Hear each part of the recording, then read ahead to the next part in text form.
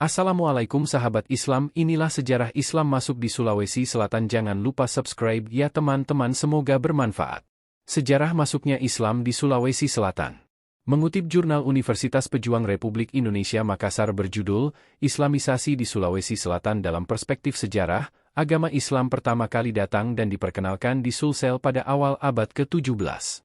Islam diperkenalkan pertama kalinya oleh para mubalik dari Minangkabau, Sumatera Barat yang pada saat itu juga masih berada di bawah kekuasaan Kesultanan Aceh.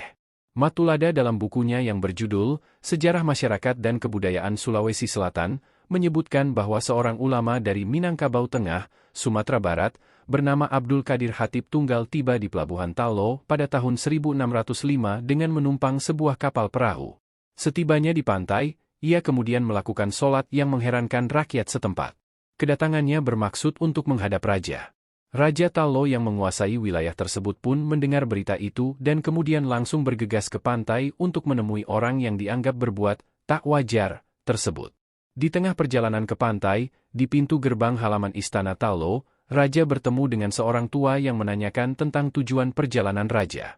Orang tua itu kemudian menulis sesuatu di atas kuku ibu jari Raja Tallo dan mengirim salam pada orang yang berbuat aneh di pantai itu.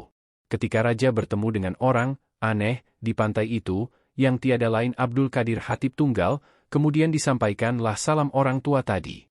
Ternyata, tulisan yang ada di atas kuku ibu jari Raja Tallo adalah tulisan yang berlafazkan Surah Al-Fatihah. Hatib Tunggal menyatakan bahwa orang tua yang menjumpai raja adalah penjelmaan Nabi Muhammad Shallallahu Alaihi Wasallam. Selanjutnya dari kisah itulah, kemudian orang Makassar menamakan penjelmaan Nabi Muhammad sebagai Makassar.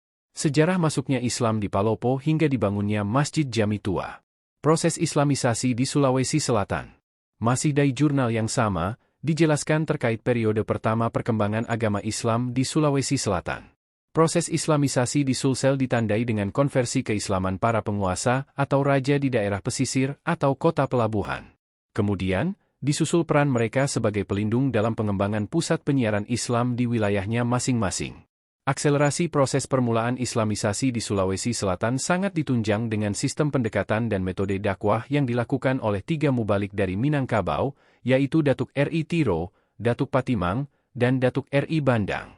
Mereka menggunakan pendekatan akomodatif, adaptasi struktural dan kultural, yaitu melalui jalur struktur birokrasi lewat raja, adat istiadat, serta tradisi masyarakat lokal. Hal ini memberikan penegasan bahwa Islamisasi di Sulawesi Selatan adalah melalui pintu istana, raja. Mengenal Masjid Tua Jerai Sidrap, jejak Islam di Tanah Nene, Malomo. 3 datu pembawa agama Islam di Sulawesi Selatan. Dari situs Muhammadiyah Sulsel dijelaskan, proses Islamisasi di Sulawesi Selatan erat kaitannya dengan kedatangan dan peranan 3 orang ulama asal Minangkabau yang secara khusus dikirim oleh Sultan dari Kerajaan Aceh. Ketiga ulama itu, yakni Abdul Makmur Hatib Tunggal, Datuk R.I. Bandang, Hatib Sulaiman, Datuk Patimang, dan Abdul Jawad Hatib Bungsu, Datuk R.I. Tiro. Pada sejumlah literatur disebutkan, Datuk R.I. Bandang, Datuk Patimang, dan Datuk Tiro menyebarkan Islam di daerah yang berbeda di Sulawesi Selatan berdasarkan keahlian mereka masing-masing. Berikut ini profil ketiga datu pembawa agama Islam di Sulsel yang dikutip dari laman Universitas Islam An-Nur Lampung. Datuk R.I. Bandang. Datuk R.I. Bandang merupakan ulama yang pertama kali memperkenalkan orang Makassar dengan Islam.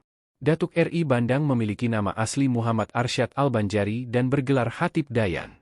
Ia berasal dari Koto Tengah, Sumatera Barat, dan pernah belajar ilmu agama di Kesultanan Aceh. Datuk R.I. Bandang bersama dengan Datuk R.I. Tiro dan Datuk Patimang ditugaskan oleh Sultan Aceh untuk menyebarkan Islam ke Sulawesi Selatan. Datuk R.I. Bandang berdakwah di wilayah utara Sulawesi Selatan, meliputi Goa, Tallo, Maros, Pangkajeni, Sidenreng Rapang, dan Wajo. Datuk R.I. Bandang disebut telah berperan memperkenalkan ajaran Islam kepada Raja Tallo dan Raja Goa di awal abad ke-17.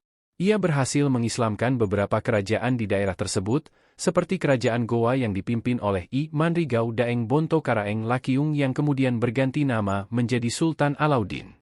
Datuk R.I. Bandang wafat dan dimakamkan di Goa, tepatnya di Jalan Sinasara, Kelurahan Kalukubodoa, Kecamatan Tallo, arah utara kota Makassar. Makamnya menjadi tempat ziarah bagi masyarakat setempat dan menjadi saksi sejarah penyebaran Islam di Sulsel. Datuk R.I. Tiro.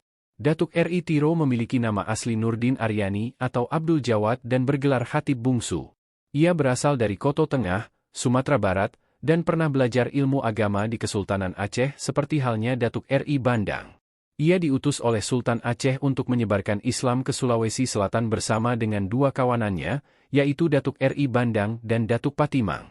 Datuk RI Tiro mendarat di Kedatuan Lu lewat Teluk Bone dan kemudian berdakwah di wilayah selatan Sulawesi Selatan, yaitu Tiro, Bulukumba, Bantaeng, dan Tanete. Ia berhasil mengislamkan beberapa kerajaan di daerah tersebut, seperti Kerajaan Talo yang dipimpin oleh I Malingkang Daeng Manyonri yang kemudian berganti nama menjadi Sultan Abdullah Awalul Islam. Datuk RI Tiro wafat dan dimakamkan di Tiro atau sekarang Bonto Tiro, Bulukumba.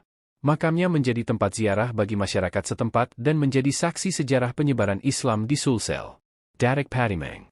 Datuk Patimang memiliki nama asli Muhammad Zainuddin atau Abdul Qadir dan bergelar Khatib Sambas. Ia juga berasal dari Koto Tengah, Sumatera Barat.